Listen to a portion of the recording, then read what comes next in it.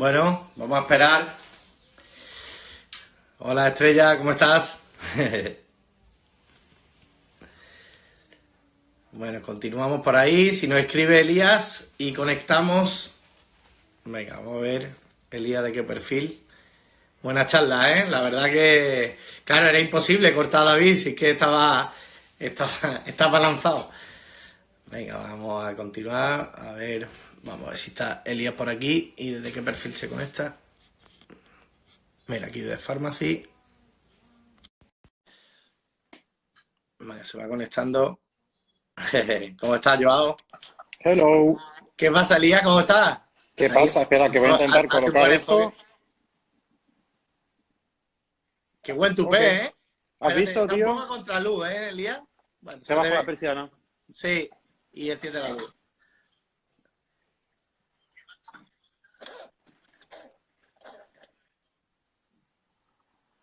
Si quieres, a ver. Ahora, perfecto. Ahora Perfecto, mejor. genial. ¿Qué tal? ¿Qué ¿Cómo tal? estás? Genial, tío, qué buena charla de David. El otro día estuve escuchándole también, me encanta lo que dice porque tiene un poco la misma mentalidad que la mía. Me gusta mucho esa idea que habla él del servicio, de los Ha cócteles. sido imposible cortarlo antes, ¿eh? No, no, no, normal. Menos mal que el Instagram ya corta porque es imposible. Yo estaba disfrutando muchísimo de la Nada, la charla, de verdad verdad. que es súper bien y así de esta manera, pues en vez de tener 20 minutos, pues vamos a poder tener más tiempo, así que tranquilo para que lo expliques bien. Decirte para los que no conozcan, bueno, hay una anécdota que para mí es importante, ¿no? Hace unos 7 años nos encontramos en Málaga, en el Museo Thyssen, ¿no? Fue en el Museo Thyssen, Correcto, creo. en el museo dicen, sí. Y la verdad que nos conocimos y rápidamente dijimos, hostia, a ti te gusta la costelería, cuida el cóctel y yo también. Nos dimos un abrazo y nos encontramos como dos extraterrestres en un planeta extraño, ¿no? A partir de ahí, bueno, pues estuviste también en la Cocot, que creo que lo estaba gestionando. Creo que en ese momento el TIS se lo estaba gestionando la Cocot, ¿no? O sea, el Bueno, grupo sí, Golfio. fue un poco la fundación de la coctelería en Málaga. Básicamente, la Mm, primera cuchara mezcladora, el primer vaso ya era y, digamos, introducimos un poco el concepto de la coctelería que se estaba haciendo muchísimo en Madrid. Por ejemplo, antes David hablaba del boom que fue Le Cabrera y Lo Cloc. Y fue como, yo vine de allí y me quedé súper impresionado. Un poco un pistoletazo, como un veneno, ¿no? Que se te mete en el cuerpo y pues intentamos meter un poco eso, un poco la idea de la coctelería en Málaga, que hacía falta. Y fue un poco el pistoletazo de salida, en realidad. Bueno, y luego vino la conexión de Pikisi, que me gustaría que lo contaras qué pasó en nuestra primera charla sobre un local de Bueno, fotografía. yo me acuerdo de hablar contigo y decirte, tío Hugo, he cogido un local en Fuengirola, tal y cual, y antes de decirte qué local era, me dijiste, es este local.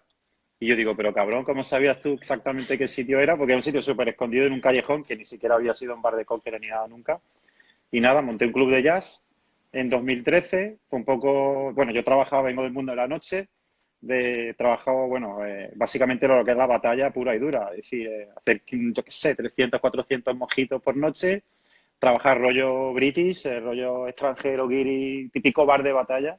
Pero bueno, yo creo que al final cuando trabajas en esto y te dedicas a esto, tienes que, digamos, empezar un poco de los cimientos. Para mí los cimientos es eso, es decir, trabajar en un sitio de batalla, hacer todas las gestiones que tienes que hacer en un bar. Yo hacía hasta de DJ, o sea, DJ, relaciones públicas, encargado, camarero, empecé de machaca pasé de bandejero a barra, de barra a cócteles, o sea, hay un proceso. Antes de hacer un Yo cóctel, tú me sabes. acuerdo, yo por ejemplo, cuando esto me ha pasado, ¿eh? Hay veces que yo me iba a currar a algunos sitios y me dicen que esto te habrá pasado a ti, a mí me han dicho, coño, pero si tú no solo sabes hablar o hacer un cóctel cada 10 minutos.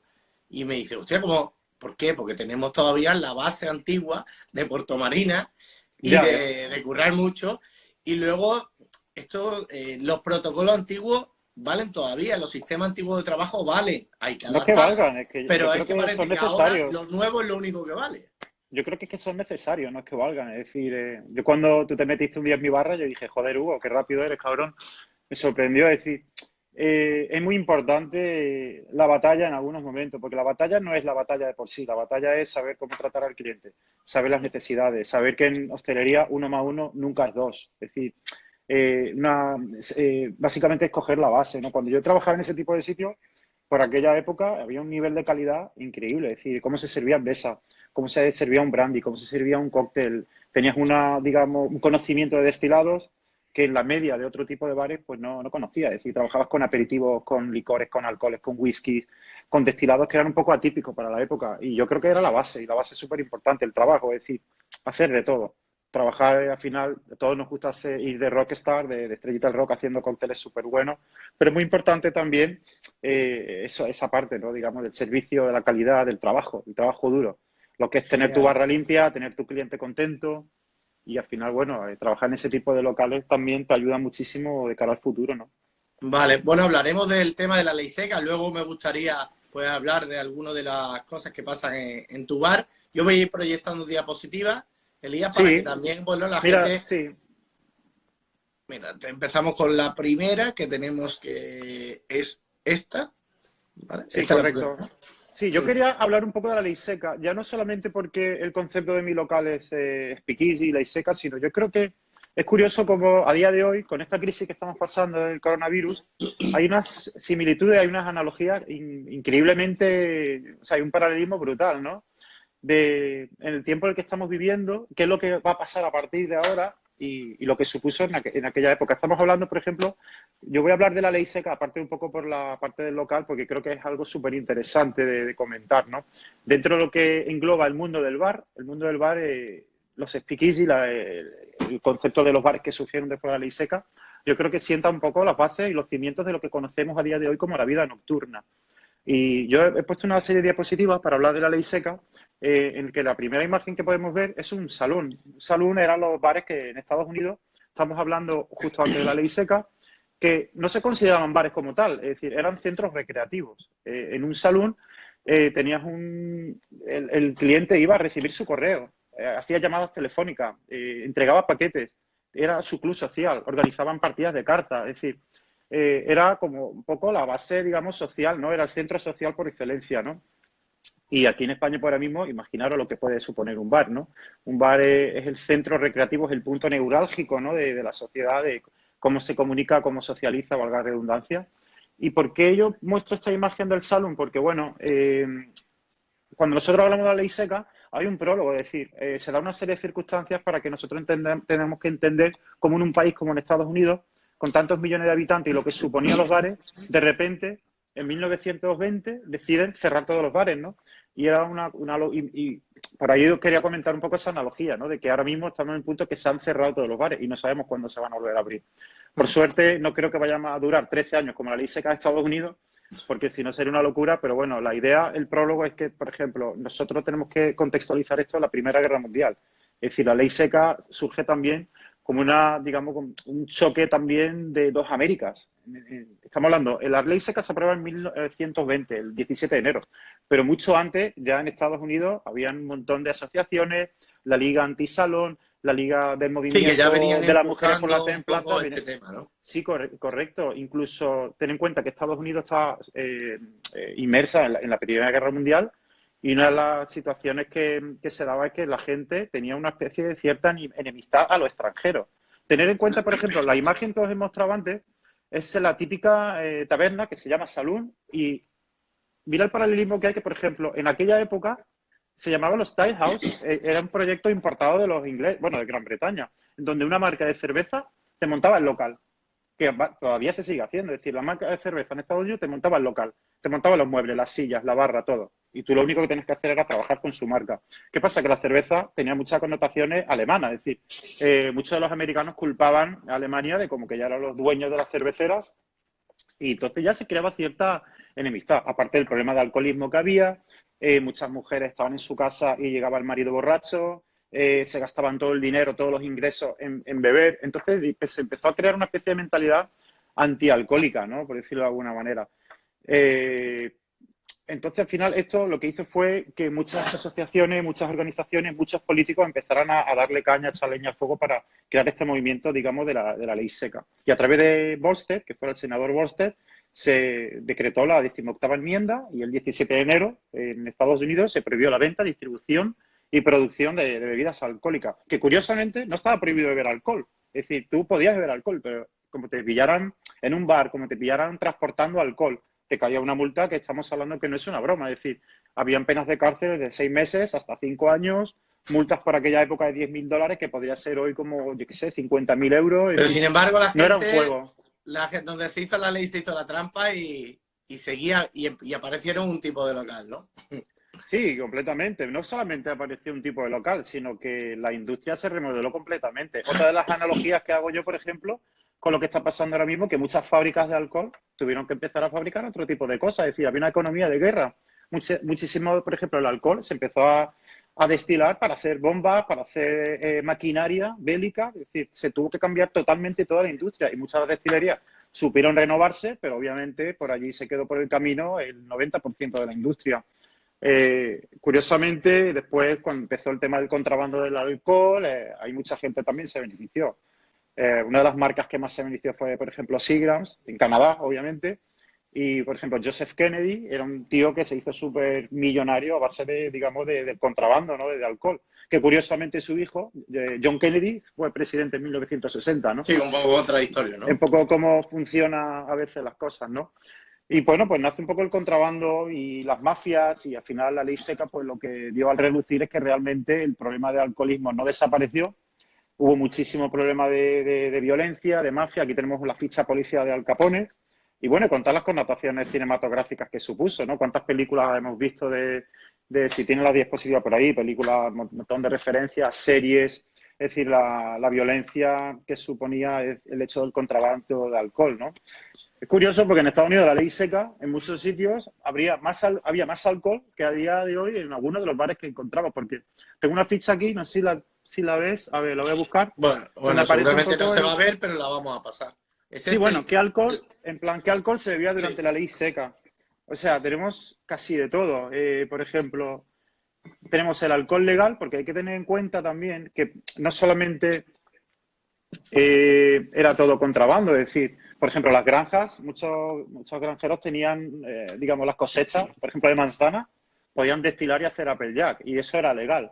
De hecho, cada familia tenía un cupo mínimo de poder producir alcohol. Después estaba el uso medicinal del alcohol, que por ejemplo el uso medicinal era whisky. En realidad, el Claro. bourbon que se hacía en Estados Unidos era de uso medicinal y se podía beber. Tenías que ir por una semana como una botella por semana. Bebidas alcohólicas teníamos incluso los vinos, es decir, la vinificación de frutas también podía utilizarse como digamos, alcohol. Y la gente, de hecho, bebía alcohol en sus casas gracias a hacer vino. Y después estaba el alcohol ilegal, que era un poco lo que habla el alcohol de bañera, ¿no? La ginebra, el bathhouse gin, ¿no? La ginebra de bañera, que en realidad muchas de las cosas que se hacen en coctelería hoy se las meten al alcohol. Es decir, yo cogía un alcohol muy malo y le metían tinturas, le metían especias, le metían pimientas, le metían un montón de elementos, digamos, accesorios, azúcares, para hacer que el alcohol fuera un poquito más asumible Una al de las paladar. cosas, Elías, que una de las obsesiones del bartender es intentar hacer el cóctel, replicar la receta de 1890 y me parece un error porque al final el paladar del cliente puede ser diferente y encima los alcoholes son diferentes. Sí, bueno, es que estamos hablando de que el alcohol básicamente etílico se mezclaba, se diluía y después también se instalaron creo que fueron más de 100.000 destiladoras, es decir, que todo el mundo tenía destiladoras, es decir, un montón, sobre todo en las granjas, en los campos, todo el mundo destilaba. Y no podemos reproducir el alcohol de la ley seca a lo de ahora. Se puede intentar reproducir cócteles de lo que se bebía en aquellos speakeasy, que ahora hablaremos un poco de los speakeasy. Alcoholes que se bebían en Estados Unidos, pues básicamente el Applejack, vinos, la ginebra hasta de bañera, sobre todo mucho rye, whisky de centeno de Canadá. También teníamos los rum runners, que básicamente gente que iba con sus pequeñas barcas, se iban a las Bahamas, todo lo que era la zona, digamos, de las Antillas, y traían ron, es decir, ron en barco a lo pirata total. Y teníamos rones, por ejemplo, jamaicanos, barbados, aparte a través de las islas caribeñas, y después teníamos ron cubano, y después también tequila y mezcal que venía a través de Río Grande, de la frontera con México, es decir, que alcohol básicamente había casi de todo. Pero, claro, el alcohol que más se bebía era el alcohol de mala calidad. Ahí podéis ver, mira, la imagen se ve allí un alambique. Era el moonshine famoso, que era un poco ese destilado que hacían ahí, que decían que hasta que el moonshine porque lo ponían a la luz de la luna llena, macerado con ratas muertas, con bichos, con azúcares, con Yo gasolina, creo que eso con no lo tenemos en aceite. nuestros bares, ¿no? No lo queremos en nuestros bares, pero la gente se lo bebía. Es decir, que cuando, ante la necesidad, es decir, cuando la gente tiene Y, sed, va a beber lo que le y el echen. alcohol desinfecta. El alcohol desinfecta.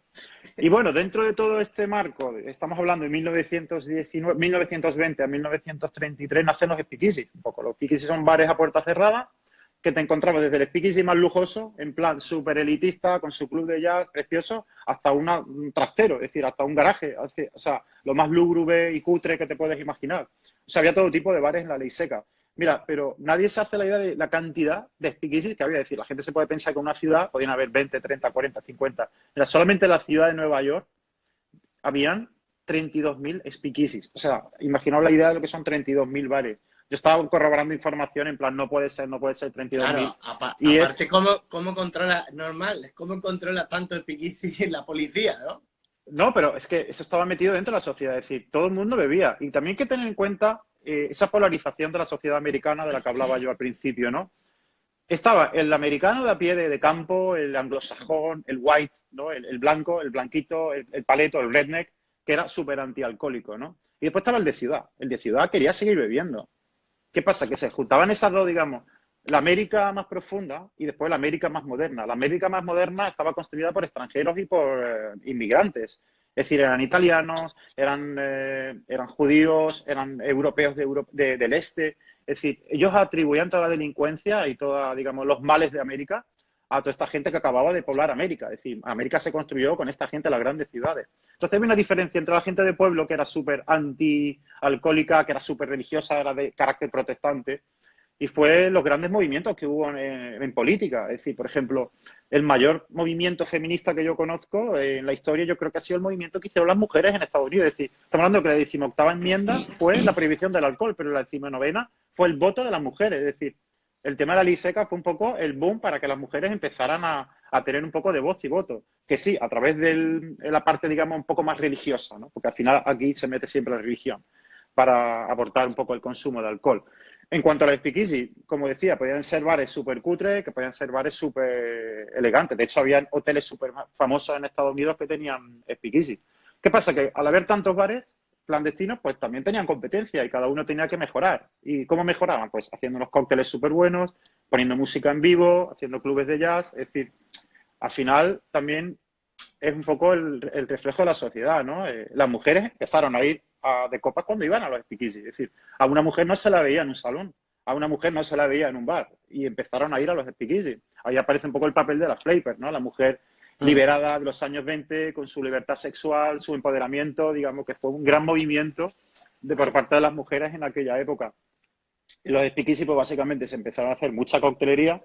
De ahí que yo quisiera también montar un poco el speakeasy, ¿no? Porque me gustaba mucho la coctelería, me gustaba el jazz y un poco la época de los años 20, ¿no? Digamos, la parte más edulcorada, porque los años 20 obviamente no es como nos lo pintan en la televisión. Aquí podéis ver un poco una lista de cócteles, bueno, hay miles de cócteles conocidos, pues son tragos largos, tipo Collins, cócteles a los que se les añaden sodas, los que se les añaden azúcares para que básicamente no tuvieran el sabor tan astringente del alcohol.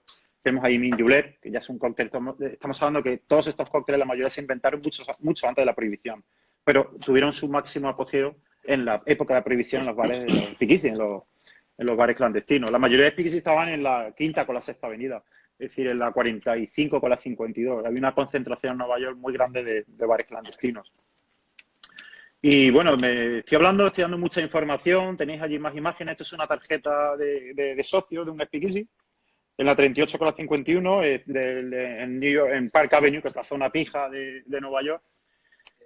Y bueno, partiendo un poco de toda esta introducción que os he hecho, al final la ley seca se acaba. Es decir, que si puedes ver el titular de periódico que has visto, Prohibition Last, el 5 de diciembre, se ratifica obviamente, gracias también a Roosevelt, que era el presidente americano. La gente de la ciudad empezó a darse cuenta de que esto era un problema. Es decir, la delincuencia había aumentado exponencialmente. Claro, dejaban de ganar impuestos, que sabemos que el alcohol es sí. una fuente de impuestos bastante grande. Aparte de los impuestos, que estamos hablando que la Gran Depresión que sucede en Estados Unidos en 1929, Estados Unidos está sumida a la máxima miseria y una de las cosas que le ayudó a Estados Unidos a salir de la miseria fue toda la recaudación de impuestos que ayudó gracias a la legalización del alcohol. Entonces creo que era una medida casi necesaria, pero casi necesaria no solamente por la parte económica, sino porque estamos hablando de un montón de picos de alcoholismo, de muerte, de criminalidad, de delincuencia. Hay un gráfico que os he puesto allí, sí, donde puedes ver exactamente que aparece intoxicaciones, muertes, o sea, Es como la curva que vemos hoy del coronavirus, Por eso un decía poco la de risa, similitud, ¿no? Es ¿no? decir, sí, sí, sí, por eso yo hablaba al principio de las similitudes de los momentos, digamos, de estos grandes cambios, ¿no? Aumentó mucho la criminalidad, el aumento de consumo de alcohol, la corrupción política, había muchísima división social. Es decir, al final, pues, los americanos se dieron cuenta de que esto no llevaba a ningún lado y que fue un gran error. Fue un experimento noble, como lo llamaron, y la ley seca no sirvió absolutamente para nada. De hecho, lo único que hizo fue aumentar la criminalidad, como he comentado. Vale, si quieres ponemos... Bueno, esto es... Bueno, voy a vale, brindar un esto lo momento. has dicho Tengo ya. un aperitivo para la hora del Ah, aperitivo. vale, es verdad. Veo que yo estoy con esto, por desgracia es agua. Yo no estoy bebiendo nada, la cuarentena, nada, cero, cero. Es que no me apetece. Porque es que un cóctel, para mí, o una bebida, a mí me gusta tomármelo en la calle. De hecho, sabe Claro, hasta diferente. sí.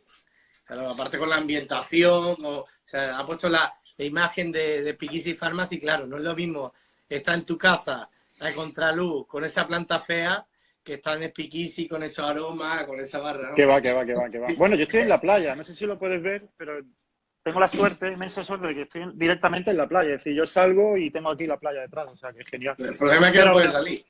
sí, no, hombre, a la playa puedo salir porque es como privada, ¿no? Pero que tampoco apetece. Lo que apetece es beber en los bares, porque es que en un bar está la connotación, o sea, todo, te cambia todo. La iluminación, la música, los aromas, el ambiente, la gente. No puedes comparar, cambia completamente. Háblanos de tus Speakeasies, porque son dos y hostia, yo creo que igual ya no solo que sigáis a Elías a través de los dos perfiles, Speakeasy de Pharmacy y Speakeasy Jazz Club, sino sobre todo que vayan a los bares, que es que esto, cuando abran la veda, yo qué sé, tenemos tantas ganas, vamos a Una de salir las con un cosas, poco de miedo, pero joder, qué estuve ganas. hablando, estuve hablando hace poco con una consultora, bueno, con una empresa que ha trabajado con una consultora que pagaron para un proyecto, para que hicieran una especie de mini estudio, ¿no? ¿Qué es lo que va a pasar? Y decían que después de esta crisis, los bares que supuestamente se van a ver beneficiados van a ser este tipo de locales, porque la gente no se quiere meter en una discoteca ni se quiere meter en un sitio de barullo y se van a querer ir a bares donde la gente pueda estar sentada.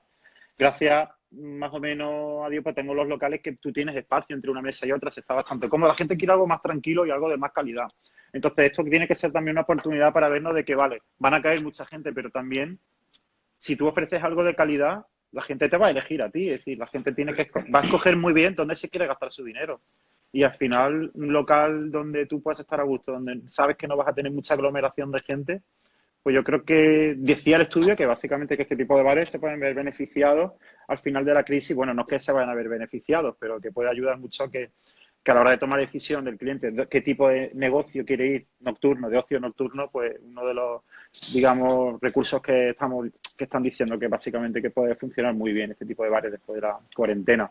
Que esperemos que pase pronto, lo que pasa que, bueno, se está diciendo que incluso hasta final de año, pero bueno, Bueno, eso casi que mejor no, prefiero, eso no vamos a creo nombrarlo. que Háblanos de prefiero Speakeasy de ni Pharmacy, nombrarlo. Os hablo porque de... porque ahora mismo me da la sensación como que es tu niño bonito. Yo, Sí, yo, bueno, tú sabes. yo qué sé, yo es que el de Fuengirola todavía a mí me mueve muchas cosas porque claro, fue el primero, he vivido diferentes cosas ahí. Pero háblanos de Pixel de Pharmacy porque entiendo que este, como lo ha creado desde cero, más el local y con la idea un poco más clara, entiendo que se asemeja más a lo que tú quieres. Pues sí, bueno, Pharmacy fue un poco el resultado de una especie de inquietud. Tengo aquí un hombre con un taladro, no sé si lo escucháis. Sí, pero Vale. dentro de tu casa no. Sí, dentro de mi casa, porque Pues coño, le dice que se pare 10 minutos. llevo un mes esperando la fibra y ha venido justo hoy cuando hago el primer directo, ¿vale? O sea, como la ley de Bueno, Murphy. No, no creo que dure mucho. Lo típico que se dice, no creo que dure mucho, va a estar ahí 2 horas. ni, Bueno, pues ni comentaros nosotros así rápido. tampoco. Sí, así un poco rápido. Pharmacy Venga. nace un poco de la inquietud de decir, bueno, llevaba 6 años, bueno, casi 5 años con el local de Fuengirola, club de jazz, con unos conciertos de jazz en directo brutales, con músicos, digamos, de todas las zonas de España, músicos también locales, de escuelas, y el concepto de la coctelería. Una coctelería muy, muy seca, muy clásica, donde metimos un poco la coctelería tradicional, clásica, más cañera, de destilado puro, y adaptado un poco al público también y al clima, porque al final esto es una cuestión de climatológica también y de tendencia, ¿no? No se bebe lo mismo aquí que en el norte, ¿no? Y de Pharmacy fue un poco el resultado de esas inquietudes que tenía en lo que yo quería montar un local. Vi la oportunidad de montar un negocio en Málaga. Málaga es una ciudad ahora mismo que está creciendo espectacularmente, no solamente por el número de personas que pueda tener la ciudad, la población, el flujo de gente, sino por el perfil de público que hay en Málaga, ¿no? Aparte del extranjero, que nosotros creo que en Málaga podemos decir que trabajamos con un 80% de público local, y eso pues es muy importante porque como tú, digamos, al final supedites tu negocio a la estacionalidad o al turismo, pues al final te puedes ver un poco condicionado, ¿no? Y mira ahora, por ejemplo, en estas épocas que estamos viendo, que no vamos a tener turismo probablemente en todo el año. Y Pharmacy pues, es un concepto de speakeasy, como veis en la entrada, tiene una puertecita que se le da al timbre, te abre una puerta. Normalmente los fines de semana hay una hostess, hay una chica donde te recibe. La idea es un poco recibir al cliente y que la persona desde que está entrando por la puerta está entendiendo el concepto de bar, porque no es lo mismo una persona que entra al bar y no sabe lo que se va a encontrar allí, como esto que es, a que una persona te reciba y te explique un poco el concepto del local, te asigne en tu mesa, tu espacio, a otro sitio que llegas y te sientas donde quieras y no entiendes un poco el concepto, ¿no? Entonces hay como una especie de predisposición, digamos, mentalización, ¿no? En la entrada.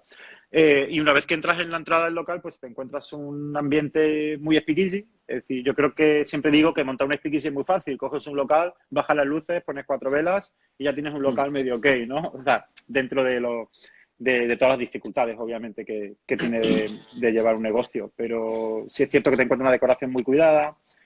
Damos mucha importancia a la coctelería, obviamente, en un 90%, pero que no queremos tampoco que la gente nos asocie como solamente al cóctel, es decir, sino a un bar. Es decir, un bar tiene que tener todas las connotaciones que tiene un bar, es decir, una buena carta de destilados, una buena cristalería, un buen servicio, sobre todo lo más importante el servicio, y al final favorecer que el cliente se sienta a gusto, se sienta cómodo y que viva una experiencia. Aquí, por ejemplo, Nosotros tenemos estamos... algunos de los cócteles. La verdad, la sesión de fotos es espectacular. Las cartas también, que es uno de los éxitos, ¿no? Cómo trabajar bien el concepto, ¿no? Que hay veces que ya no solo es en cuanto a la oferta que tienes, sino el diseño de las acciones que realizas, ¿no?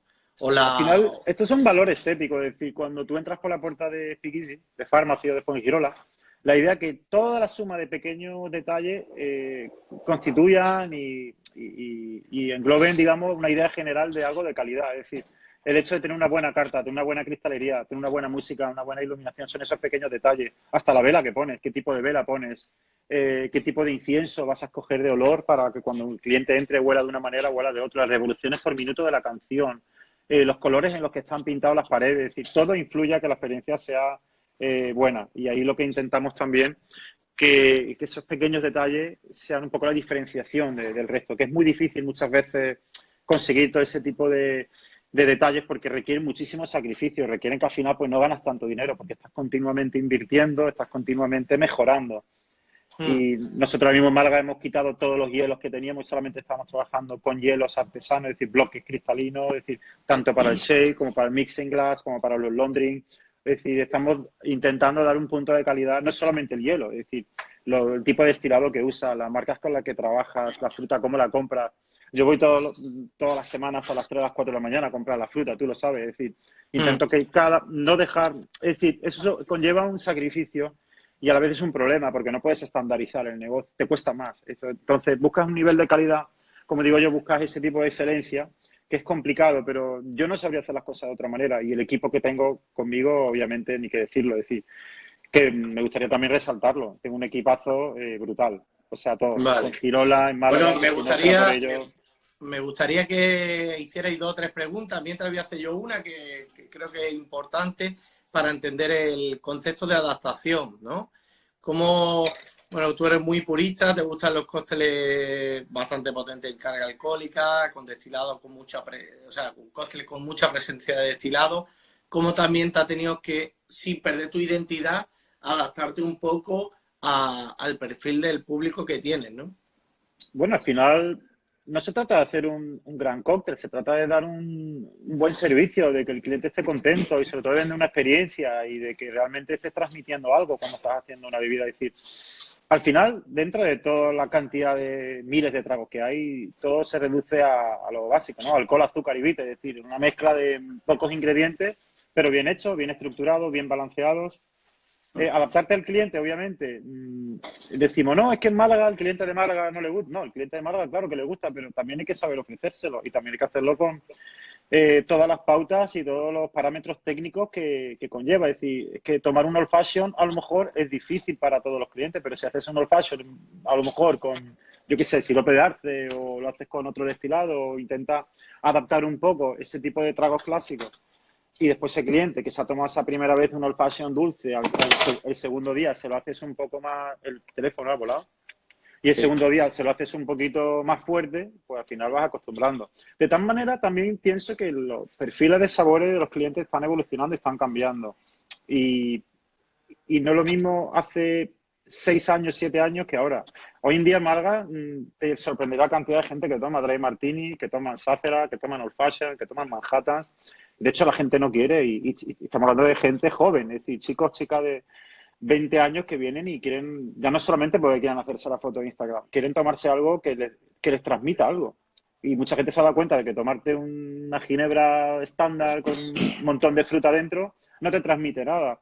Y a lo mejor tomarte un trago más simple, más básico. Y al final yo creo que también un poco la tendencia. Hablabas un poco de la tendencia y la tendencia yo creo que global, aunque no suele ser global, las tendencias suelen ser un poquito siempre más marcadas según qué tipo de La ciudades y zona, ¿no? todo. La tendencia un poco menos es más, ¿no? Y siempre ha sido así. Si ves el local de Eric Loris, el nuevo Quant, los tragos son súper finos, súper elegantes, no más de 4 o 5 ingredientes y yo creo que eso también, ¿no? El Pharmacy lo que tiene es que también estamos trabajando mucho la producción, es decir, el homemade. Intentamos hacer nuestros propios siropes, nuestros bites, nuestras tinturas, nuestros cordiales, nuestras infusiones, utilizar todo tipo de técnicas, es decir, hacer algo que nadie lo puede reproducir, que solamente te lo puedas tomar en mi casa. Está muy bien tomarte un dry martini estándar y tomarte un Negroni estándar, pero si puedes coger ese Negroni a lo mejor y meterle una Dar una barrica evolución. o hacer tu propio Campari, al final pues cambia mucho también. Ahí Elías me llamó la atención porque me escribió una persona ayer, que no voy a decir el nombre, de joder Hugo, qué calidad humana, cómo ya está sacando a Simone Caporale, a David Río, a otros bartenders internacionales que van a llegar, y te acuerdas de Elías de Speakeasy y de tus amigos, ¿no? Y digo yo, Elías no está aquí porque es mi amigo, Elías está aquí porque lleva promoviendo la cultura del cóctel de una manera súper especial durante muchos años y igual no lo conoce tanta gente porque está dentro de su local centrado en darle la calidad a sus clientes y no en vender su película a nivel Yo nacional. tengo que reconocer que Entonces, también no es un... Sí, tengo que reconocer que también es un fallo mío. Yo no hago mucho networking, no suelo ir a ferias, no suelo ir a concursos.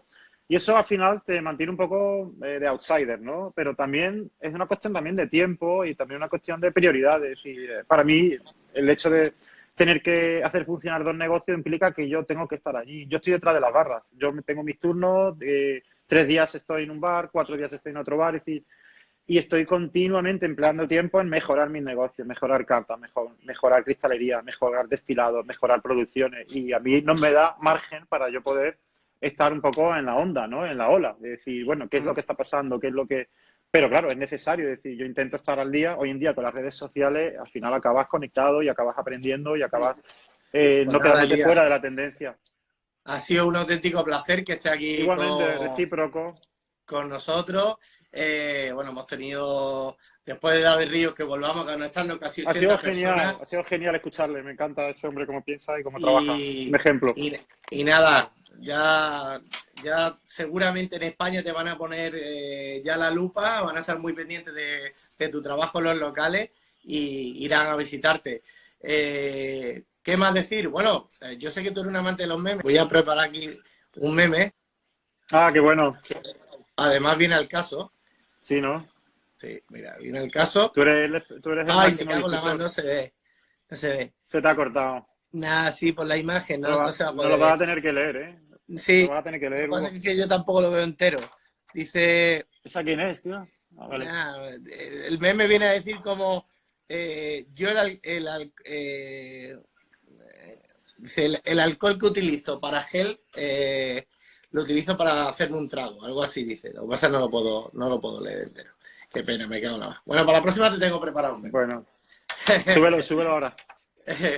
Pues nada, un Pues nada. abrazo y nos Y vemos nada, Hugo, mañana. Mañana, no sé si sabes quién felicitarte tenemos, por... Elías. No lo ¿Sabes quién sé, tenemos, Elías? ni idea. Pues tenemos a Daniel Dalla Pola. Hostia, qué bueno. Así que, bueno, a las 6 de la tarde, no es mi hora favorita, tengo que decirlo, porque además hay muchas conexiones, pero seguramente un bartender internacional de esa talla, esa persona que transmite un tiki completamente diferente y que tiene esta repercusión, no nos lo vamos a perder. Así que hasta Perfecto. mañana y un Hugo, abrazo gigante. felicidades por el trabajo que estás haciendo. Gracias, amigos. Cuídate mucho, un abrazo. Saludos a todos.